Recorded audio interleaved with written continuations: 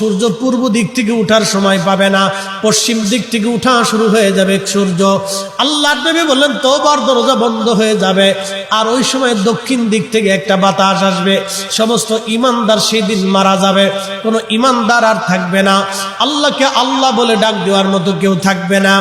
আল্লাহ ইসরাফিলকে বলবেন, ইসরাফিল সিংহায় ফুঁক দাও। আল্লাহর এই ফেরেশতা সিংহা হাতে নিয়ে মুখের কাছে নিয়ে আল্লাহর আরশে আল্লাহর দিকে তাকায় থাকে, একটা সেকেন্ডের জন্য এদিক আর ওদিক করে না।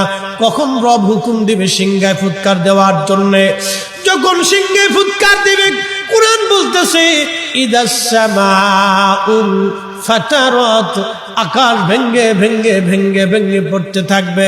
ওয়া ইদাল কাওয়াকিবু তাসারাত, সমগ্র নক্ষত্রগুলি ভেঙ্গে ভেঙ্গে ভেঙ্গে ভেঙ্গে পড়তে থাকবে।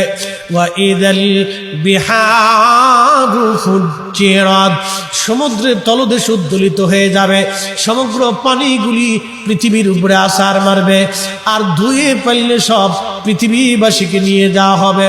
ওয়া ইদাল কুবুরু বুসিরাত, কবরের ভিতরে যাহা আছে সব আমার মালিক আমার রব বের করে দিবে।